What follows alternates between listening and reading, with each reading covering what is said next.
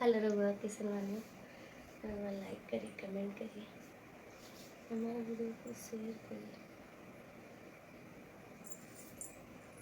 रघुआ तब आज पाँव बहुत दुखत बा तो दुखत बा का बताए। तो रघुआ सभी लोग हमारे वीडियो को लाइक सब्सक्राइब करिए इतना हो सकेगा। इतना पाँव ये एड़ी बहुत दुखत बा हो, पता नहीं क्यों दुखत है। तो रघुआ हमारे वीडियो को शेयर करिए लाइक सब्सक्राइब करिए। हम ऐसे ही अच्छी अच्छी वीडियो लगाता नहीं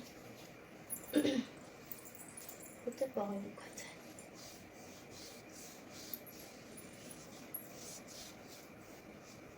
वो पता बा यहाँ चोट लग गई है तो बहुते दुखात है, इतना दुखात है। लेकिन वो पायल पहन लिया, हमारी मम्मी ने पायल दिया है तो पायल पहन ली है। वो ऐसे अच्छी अच्छी वीडियो लगाता नहीं तो हमारे वीडियो को शेयर करें लाइक सब्सक्राइब करें इतना हो सकेगा।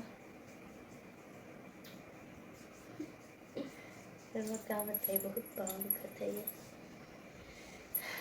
तो वो आप तो सरसों के तेल लगाई ऐसे ही अच्छी अच्छी वीडियो लगाता नहीं हमारे वीडियो को शेयर करी लाइक सब्सक्राइब करी जितना हो सकल बा हमार अपने दोस्तन वन का सबका शेयर करा करी हमारे वीडियो।